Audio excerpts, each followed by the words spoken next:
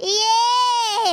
Mokindi bobo. Babi déjà me vision ya kamana nga Bernice. Mama mokondi awa ne makambu. Oza posa ba filme, ba gag, ba émission, o libala na yo, o fiancai, o matanga. Awa na idée vision de makambu. Personne baka savoir, o s'abonner na yo massivement. So zawana, o mane rouge mo izo bimanach. O punye. So punye. Et mais on a mon diffamation. Au côté de mon diffamation, au moins là-bas, humoriste, là-bas, zawana, ba artiste comme Bazarana, au moins là-bas, toisé belé, au moins là-bas, bloc à pied, au seki, au crack. Oh, madame, il nous a gardé, c'est que c'est ça. Salut, bisous, bye. Bonjour, bon après-midi, bonsoir, chers internautes de ID Vision TV. Cela débat aux airs que vous êtes en train de nous suivre partout que vous êtes dans le monde à travers cette très belle émission. L'expression des artistes, et vous savez très bien que ça c'est une émission qui reçoit tous les artistes congolais, et nous recevons pour vous un grand artiste qui a fait l'art plastique aux Beaux-Arts. Le nom vous découvrir parce que RDC est plus dans entier, et surtout l'émission est pour l'expression des artistes de faire découvrir à Bino, par artistes il y a mais surtout que nous sommes dans le monde culturel, et dans le monde culturel, nous avons pas mal de sortes d'art. Nous avons une sorte d'art plastique, art populaire, on a art plastique, toujours mon bongo, les alliés peinture. Parce que c'est un art qui cherche la beauté d'une forme. Toujours la peinture, toujours la sculpture. Dans l'art populaire, là, nous voyons les cinématographies dans le théâtre, parce que l'art populaire, les arts, il y a plusieurs. Là, nous voyons la danse, nous voyons le ballet, ainsi de suite. Abonnez-vous massivement sur ID Vision TV. Et sans plus tarder, nous voulons vraiment, avec le talent, on va passer directement à recevoir notre invité du jour, un grand artiste qui a fait l'art plastique. À lui, je dis salut, monsieur. Oui, bonjour. Bonjour, madame. Monsieur artiste. Oui, ça va, ça évolue bien. D'accord, c'est bon. Dans la caméra, nous sommes passés fidèles internautes de faire ID Vision TV. Bon, on peut me recevoir. Comme on a eu au gym, Malobas, un artiste plasticien. J'ai plus de 11 ans de carrière artistique. J'ai étudié au Beaux-Arts, je suis gradué en art plastique, département peinture. Ok, merci beaucoup. Ma fidèle internaute de chez ID Vision TV, donc tu dois nous sécurité. Il y a beaucoup de choses pour nous de ici. Bon, faculté, est-ce que tu fais ma mission les années, il va changer d'ailleurs. Et puis, on a ici pas mal de tableaux, tu vas la telle ce qui peut expliquer comment on fait tableau. Oui, merci vraiment. Merci premièrement pour l'opportunité. C'est vraiment des cas rares dans le milieu psychologique au monde, dans les journalistes, pour le métier peintre, ils ont vraiment des cas rares. Maintenant, mon ami dans le théâtre et la musique, ça me fait vraiment plaisir de vous recevoir cet après-midi chez moi. En tout cas, sans plus tarder, je peux vous dire seulement celle tableau ici. Tableau de la titre peuple congolais innocent de leur malheur. Le peuple innocent de leur malheur. Pourquoi ça? J'essaie de présenter cette dame qui est en train de se plairer à l'intérieur de lui. Pourquoi? Parce qu'on trouve notre pays ici. Dans notre pays, il y a trop de talentueux, il y a trop de jeunes de métiers. À l'intérieur, ils ont comme comment un pays qu'on a tout, des richesses, des talentueux, des hommes de métiers, mais on n'avance pas. Donc, moi, il y a un symbole où ils ont représenté le peuple congolais à travers savoir naïe ou Azanayango. Elle se demande pourquoi on n'avance pas, pourquoi chez nous il y a toujours des querelles, des problèmes politiques, des problèmes de pouvoir, tout ça. Alors que notre pays a beaucoup de richesses, a beaucoup de potentialités, a même 9 frontières pour que le pays nous soit le monde de la. Mais pourquoi on n'avance pas? Pourquoi tous ces malheurs-là?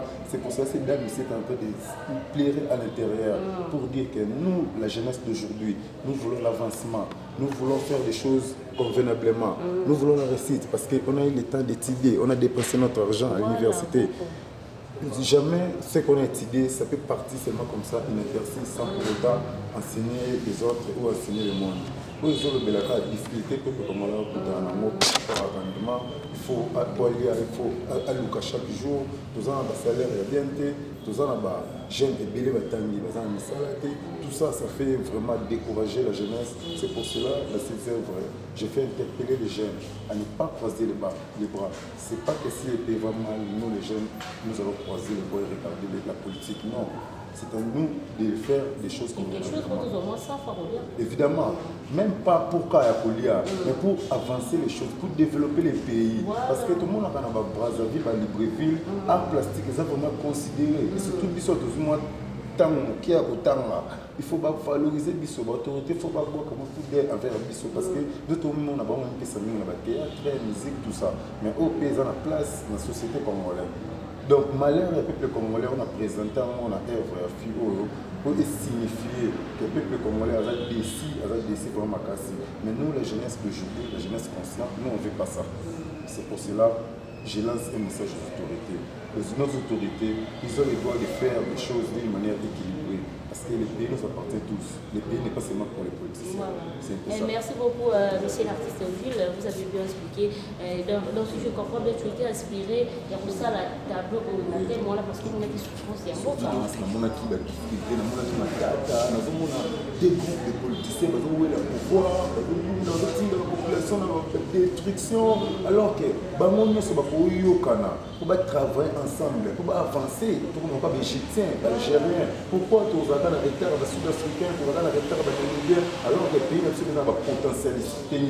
C'est un peu ça. Là, on a travailler ensemble pour avancer les choses. C'est un peu ça. Merci beaucoup. Là, toujours dans ce tableau, la femme est en train de préparer des facilités, il faut l'accélérer. Bon, en fait, ça c'est l'émancipation de la femme. Voilà. L'émancipation de la femme. Ça c'est fait pour moi, non, ça n'est pas mal. L'émancipation de la femme, c'est quoi? Au début, on pensait que la femme, elle est considérée comme un instrument qui garde les enfants. Voilà, c'est une machine qui donne les enfants. Mais non, vers les années 1400 et quelques, on a vu aussi Jeanne d'Arc qui s'imposait une dame. Elle s'est imposée en France pour la liberté et l'égalité. C'est pour ça qu'elle s'est dit que ceci. Même si la femme, elle prépare, elle reste à la maison, elle a aussi le droit d'encadrer. La femme aussi peut encadrer les hommes, la femme aussi peut gérer les hommes. Comme on a vu aussi au Brésil, il y avait une dame, Lula da Silva, qui était présidente. On a vu au Libéria, Hélène Sirleaf Johnson, lui aussi était une dame, elle encadrait. Donc c'est pour dire que la femme n'est pas là seulement pour la cuisine. La femme aussi peut gérer les hommes, la femme aussi peut agrémenter une soirée, la femme aussi peut faire tout ce que les hommes font. Même la parité que les femmes exigent, c'est vraiment important. Le tout le monde dans l'Assemblée nationale a dit c'est une dame, Jeanine Maboula, elle a mérité parce que c'est une tête. C'est un peu ça, nous aussi nous voulons que les gens va avancer, va m'attaquer pour encadrer les balles du malin. C'est un peu ça, c'est tout ça. Donc, merci beaucoup pour l'explication. Donc, il faut que la base va avancer. Maman Bernice Njolani, mon ya papa Charlie Njolani depuis France, babos na biso ya Idévision TV. Ndenge maman Bernice Njolani Kanga Maboko, tu vois, elle a beaucoup travaillé avec son mari aujourd'hui. Tala Lilo. Basali lo babos basali moi que chaîne pour bisope lelo tozo moi centre tu vois ndenge pe Stéphanie d'actrice motema ya Stani Tétani depuis Afrique ndenge kanga mabukote. Et merci beaucoup nenga ki na yeba vraiment ba pour union je sais pas tu es financé par qui et puis tu travailles chez qui? Alors merci pour cette question, très belle question vraiment. Alors si je réalise mes œuvres aussi, je ne suis pas financé, je travaille moi-même. Ne me dis pas ça. Non, oui, franchement, je travaille moi-même. Et puis, il y a des fois, s'il y a des marchés de banderoles, écrits dans les murs, na simango, ceux qui na simé, mbongo na ozwa. Au lieu na kende bar, na salle ambiance, na zwa mbongo na investir na matériel, na somba ba outillage na ba acrylique, ils ont peinture acrylique, ba sala art plastique ba ebiango, netiza ba acrylique, na somba mabaya na pesi menuisier c'est nga ba cadrement, sombi tissu, tout ça ngamu na fabriquer ba toile oyo, ngamu na tira yango et puis na ozwa pe un mois de repos au moins na zaka na télé fermé na exhibé. Okay. Abonnez-vous massivement sur Idévision TV. Et merci beaucoup à M. Henri Ogil, M. Koyeba. Tu as dit que tu as ton bureau, tu travailles chez toi, tu travailles chez toi. Est-ce que tu as Koyeba et le premier inspiré qui est comme ça à place? au banda de dessiner quand. Oui. Alors, avant que les beaux-arts, au banda déjà la décoration, au bien temps, au petit beaux-arts, mais eux, beaucoup m'a respirer, beaucoup m'a mettre sur ma case parce que on ça va au banda dans la maison. Et puis, on te voit avec la médaille, tu te les as médailles. Oui, merci. Alors, pour commencer, vraiment, en fait, moi j'ai commencé avec le théâtre, dans le théâtre, dans le quartier, à paroisse, à Morée-Liberté, dans Massina. Au fur et à mesure que là, on a aussi des dessins, des Tintin Milou, des dessins, Power Ranger, tout ça, ça m'a influencé vraiment. Nasa bakoki na bapapier nazobomba nasa bakoki nazobomba et puis nayokuta na artisan mon na quartier azali na mwa télé na ye nde na collaborer na ye na travailler na ye pendant longue année. Il s'appelle M. Wilco, Azapé a évolué à la on a travaillé beaucoup de temps avec lui et puis au fur et à mesure on a l'ambition, ils ont compté dans la maquilla, ils ont fait ça pour ça, il y a appliqué à moi. Dès lors que je déranger mes parents, non, j'ai envie d'aller à l'académie, j'ai envie d'étudier, tout ça. Vu que papa est enseignant, moi j'en ai un bon monté, tout ça, avec beaucoup de difficultés. Attends, ça na Sainte-Marie, dans Notre-Dame, na Lingwala. Mais à Longwa, à Salamo école, na quelque part. C'était facile à dire que quand on a entendu de ça parce que les baptistes avaient moins de titres. Oui, c'était pas facile parce que à cette époque aussi, na famille à à cette époque ma tante qui travaillait dans le cabinet gouverneur. À cette époque c'est ma tante aussi qui a prié à la Minerval papa ndoa chaka perdiem tante nana na prier trop et puis en partant à l'académie des beaux-arts na mona pe ba artiste oyo ba sepelisa nga na mona ke na kolanda pe lokolo na bango nde senga ke na vana homme avant de na homme na participer à plusieurs concours, à plusieurs festivals. Évidemment, mes médailles, DG à l'époque, c'était Patrick Missassi, Kabouika. Patrick Missassi, ancien DG de l'Académie des Beaux-Arts, il a organisé un challenge pour tous les plasticiens. Ils avaient battu oui, j'avais battu, j'étais parmi les 5 premiers. Première médaille dans son vie, il y a moins de PC, des choses convenablement. C'était en 2014. Des PC ma conscience, dans les teams, la société comme on l'a plus au talent. J'ai pris droit à l'erreur, je vais faire des choses convenablement. Et puis c'est pour ça, on continue Moussala, malgré que Moussala, on ne trouve pas tout à fait parce que les autorités ne nous contactent pas. Mais vu que la passion, c'est ma vie, on est en tout moment. À part la médaille, on a privé, on a participé à centre Carter, à travers le centre d'Oxane. Combien de brevets, combien de médailles?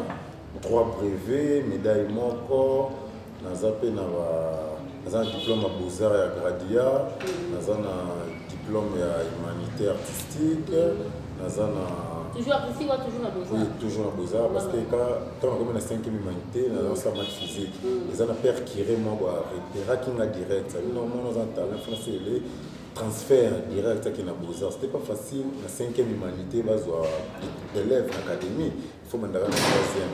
Alors, vu que nous avons un talent, il y a un monde qui va s'engager qui inscription, et ça va l'être, et puis, il n'a pas 52%. Je vais continuer l'université, j'ai évolué vraiment. Et merci beaucoup, monsieur Oji, artiste. Bon, à part le tableau, ça le découvre. Bon, ils appellent Belé, j'ai travaillé au Mausolée, oui. Nabima Pemboka, Nagenda Pekabinda. Mboka na biso na dessiné na Mausolée, le chef de l'État, José Laurent Désiré Kabila. Fait José Laurent. Carré au monde tout autour au Mausolée. C'était moi, j'ai des photos à l'intérieur là-bas. Na dessiné na podium à Ranson de la forêt que j'ai sali, Mouvier, maestro. Siège à la Samba, la maison mère. La Samba, à Lyon, c'est moi. J'ai même des photos et des vidéos. Et puis tout le monde me connaît. Beaucoup les capés qu'on a mon absence, les musiciens vont témoigner. À part ça, j'ai travaillé aussi le graffiti dans Cyber Limba, dans la sous-région. Côté de la Tomboana. Graffiti, moi, j'ai battu la Kinshasa, c'est moi qui est l'auteur. J'ai travaillé à Kitambo, dans Mirmont, à l'hôpital général de Kitambo. Mirmont, j'ai travaillé à graffiti. J'ai travaillé à Kalembelembe. Un collègue, Chris Mukenge, une femme allemande. J'ai travaillé dans mon projet à Kalembelembe, à Stop Sida. Monsieur Ezebele, Monsieur Fassam, Monsieur Sous peine à Bossani, parce que j'ai beaucoup travaillé dans la ville de Kinshasa. Merci J'ai trop beaucoup, travaillé. monsieur. Vous avez bien dit que vous avez fait beaucoup des herbes, vous avez décoré par-ci par-là, tout la décoration, on a revenu dans le pays, vous avez bien, bando ça on va na scène na nani na mausolée à chef de l'État, et ça va bien na ngai ou mosoto banda qui pena on peut se cacher même pour la personne. Bon, par exemple, dans le mausolée, qui marché au le secrétaire académique, Ndo Anawej, l'Académie des Beaux-Arts. À partir de M. Ndo Anawej, il a sélectionné des artistes qui ont touché bien, des mémoires qui sont dans le mausolée, on a travaillé. Mais, tout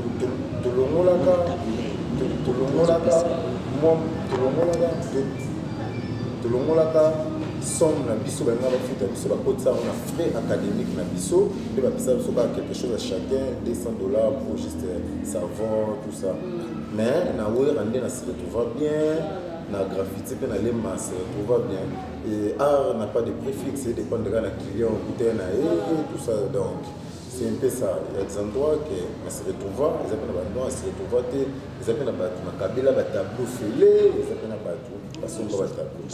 Abonnez-vous massivement sur ID-Vision TV. Et merci beaucoup, mais c'est un jeune artiste. On a vu les photos, il y a Yono Marc Fayulu, Youssoufa, Jeannette Kabila, toi, on a vu oui, pour Youssoufa, à l'époque, c'était quand j'étais encore étudiant en Beaux-Arts, à l'occasion de la semaine française de Kinshasa, le canal de la Boue.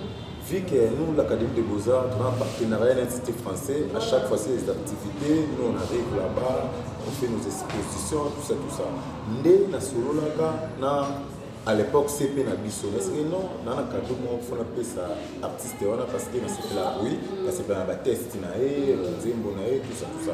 Ndé c'est un matin, la porte est ouverte, au monde a directeur Al mais c'est Philippe, à partir na on va coordonner. Dans la salle à portrait, on a encouragé, on a remercié. Souvent, madame, nous les artistes plasticiens, nous, on travaille pour l'excellence. Ce que nous sommes là, nous, on est là pour t'appuyer. Nous sommes là pour encourager ceux qui font le bien. Par exemple, Youssoufa, à travers ces chansons qui encouragent les jeunes, qui encouragent les autorités. Dans le monde qui va tester les malades, il ne chante pas des bêtises. Non. Lui, il est là pour encourager la jeunesse. Comme c'est un parolier, on va encourager un geste, parce que je n'ai pas des millions pour lui donner. C'est les œuvres là, on a un portrait pour la mener là. Des grands, et M. Philippe a fait une opportunité à Koutanaï, à l'époque, directeur M. Philippe. Il a fait une opportunité à Koutanaï, il m'a beaucoup encouragé. Parce qu'il y a ça là pour moi. Non, lui il est cultivé quand même. Lui il est cultivé, tant que de l'eau. C'est qui Youssoufa. Non, Bangaki, ça parce qu'il y a des cadeaux mais Youssoufa c'est humilié, c'est un gars vraiment que j'apprécie beaucoup. Je suis son idole, tout ça donc. Et on peut s'habiller moi quelque chose à dire. Bon, on a ça qu'il y a une idée qui a quelque chose. Cadeau surprise, juste pour lui encourager. Parce qu'il faut encourager les jeunes. Parce que la jeunesse est une première force qui appartient à l'avenir et le développement. Donc nous sommes là pour soutenir les jeunes. On a ça qu'il y a une idée que dans le lot qu'on a retour. On a ça qu'il y a une idée pour se faire connaître.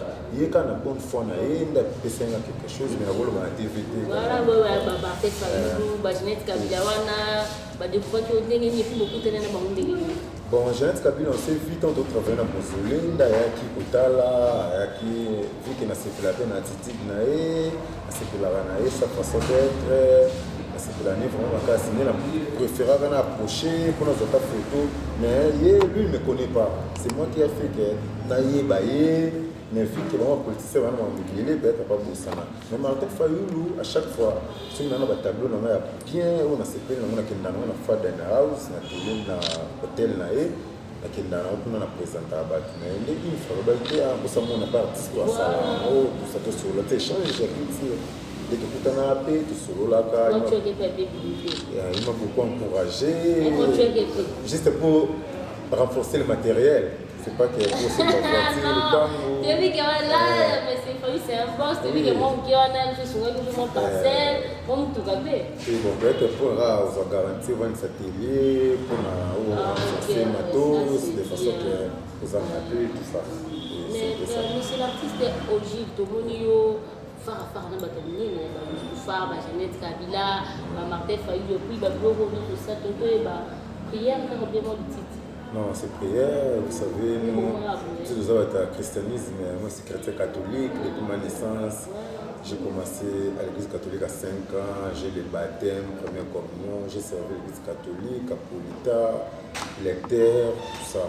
C'est pour ça que si vous avez un bureau, on a une photo de Bassango, nous avons un chrétien engagé, chaque jour je me réveille 5 heures pour aller à l'église, c'est pas facile.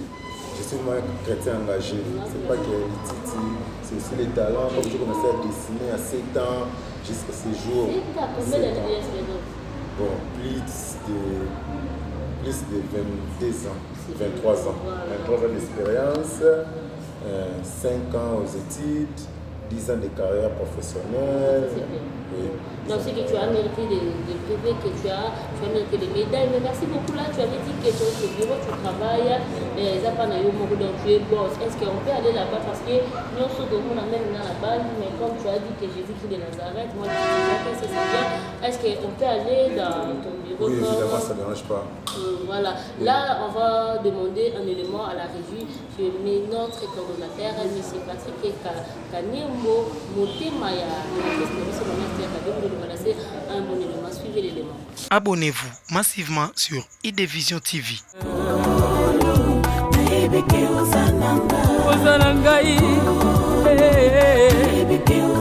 okotika ngai te ntango nyonso kotambolaki na Israela yawe lelo Yesu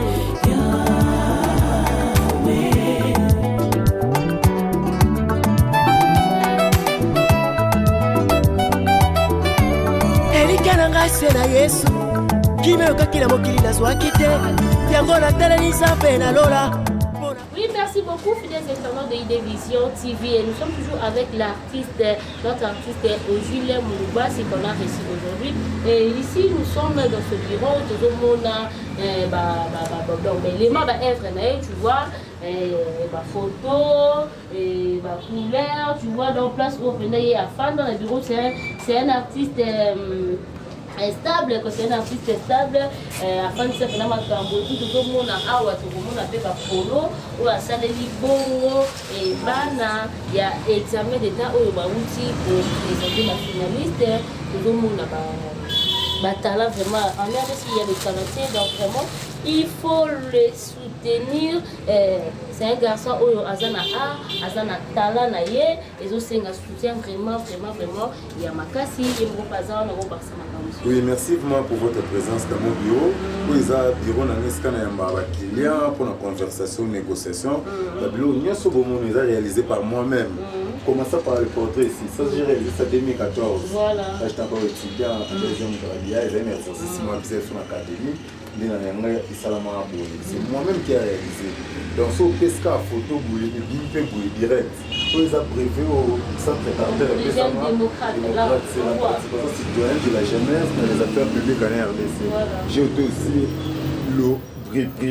j'étais primé avec le centre carter des Américains à travers Jason Kibiswa, BDiste à Kinshasa. OP portrait à Kiré na biso ya paroisse Saint-Bana Bakintu na Masina Sifoko de la cela a photo journal dessiné dans la samba na podium Awera Liona yango.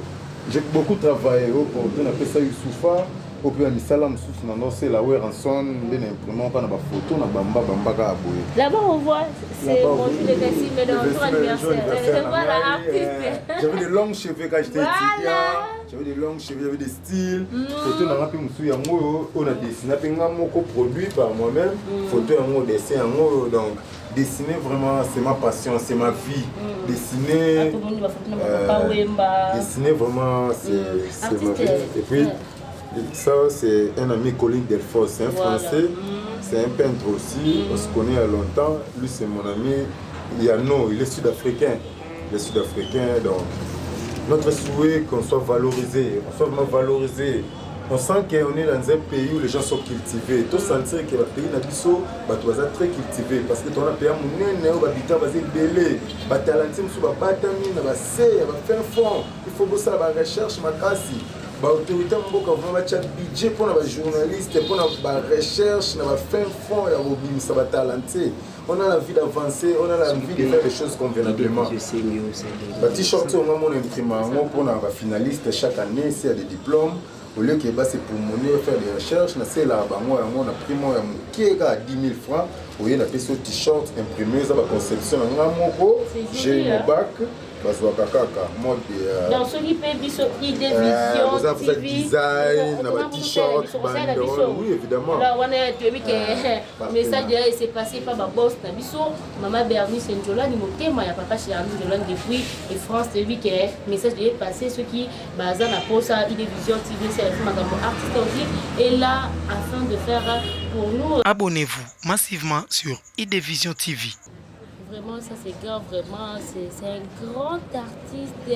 Donc, tout le monde avait écrit, tout le monde a ouaillé, à Salango, comme artiste. Question de la suite, aux mariés. Non, je ne suis pas marié, mais j'ai un fiancé, je prépare, tu vois, au moins pour s'engager avec quelqu'un, il faut se préparer, il faut avoir les fonds, tout ça.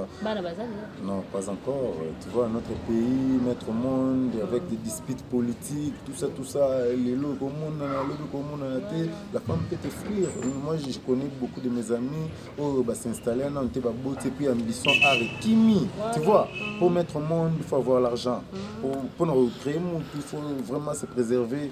Je ne suis pas encore prêt, je m'arrange d'abord. Je suis célibataire, fiancé. Ok. Artiste au fond du cas, avec la machine. Oui.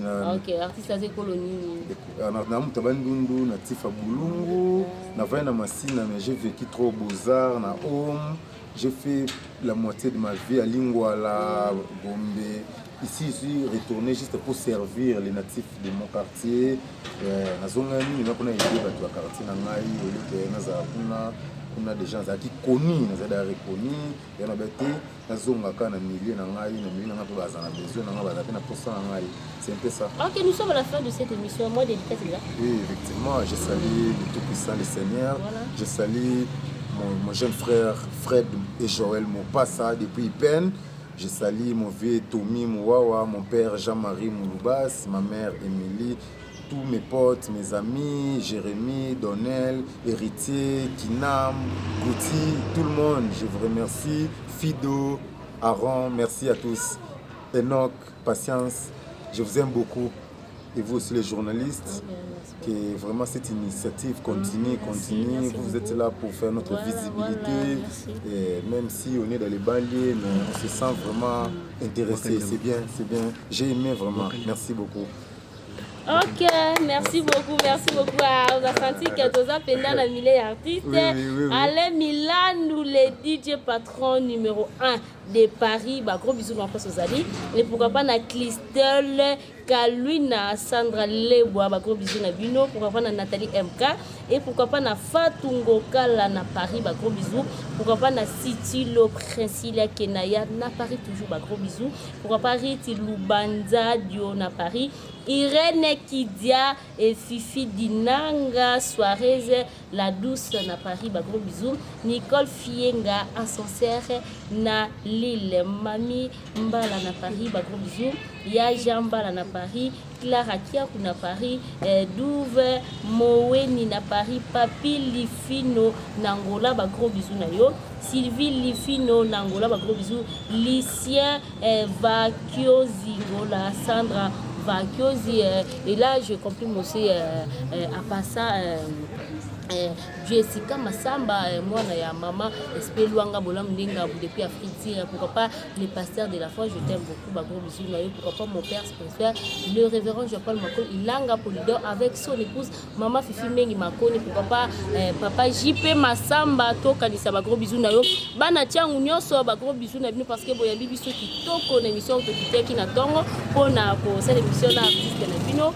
moi na mabele na bino monsieur Oji Mouloubas. Merci beaucoup. Nous sommes à la fin de cette émission. Et pourquoi pas n'a pas sa boss nangate mbote. Maman Bernice Njolani, motema ya papa Charline Njolani, pourquoi pas mon cordon parce que Kanyembo je l'aime beaucoup. Et motema ya maman Esther Kanyembo et bisous na binonyos au baché ba fidèles internautes na biso, il y a IDVision TV Bolanda qui là, c'était là votre artiste votre artiste décorateur interprète Messier Ogile Moulubasi tomoni ba œuvre na ye tomoni ba mozole wana bozomona ye mutasala la zamba biso totoye biso tokola la zamba ba décoration ya propre dans le to découvrir nani oyo asalango to kiti to moni pe na mabele na ebe école o yepe ya décora tu vois to koti pe na bureau to moni ba brevet to moni ba médaille artiste artiste moni parce que abeta ba fara ba Martin Fayoulou ba Jeannette Kabila ba Youssoufa tu vois tant comme toi c'est déjà chef de l'état Mozolé dans Hasard Artiste Mobilité. Merci beaucoup d'avoir suivi cette très belle émission l'expression d'artistes et l'expression des artistes à travers cette bonne chaîne ID Vision TV. Partout que vous êtes dans le monde, abonnez-vous dans cette chaîne ID Vision TV, vous ne serez pas déçus et surtout restez toujours côté dans cette chaîne ID Vision TV. Les programmes continuent avec moi, Renda Tebekmo, Ilambe Herbi. On se revoit à la prochaine. Au revoir. Shalom, shalom, bien-aimé, bana notre Père, Nzamba pambola bino, bino bato, oyo nyonso boza kolanda biso esika bozwami. Toye juste kopesa bino ba information oyo ezali ko concerner album na bino, Le Dieu de l'Espérance. Ndeko nyonso oyo bazali kobenga de partout dans le monde, oyo bazali contacter biso na page na biso ya Facebook, oyo bazali kobenga biso, vraiment toye kopesa bino ba information, ba adresse nini bokozwa album.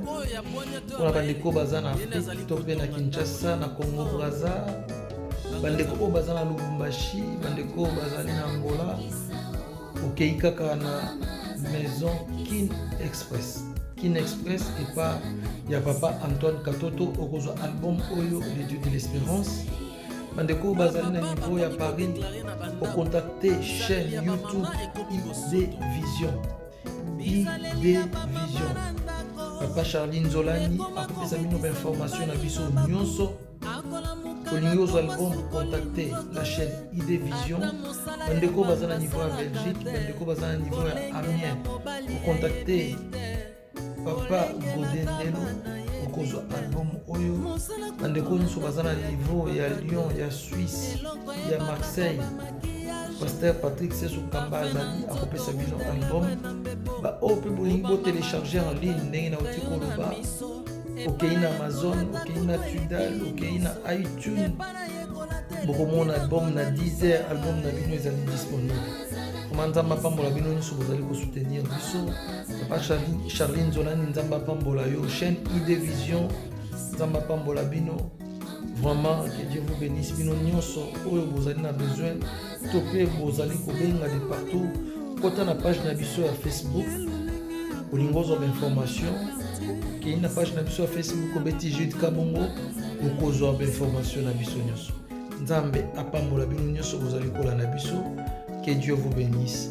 Merci beaucoup. Mwasi mobimba ta sonia yo kaka te okomona kola mukana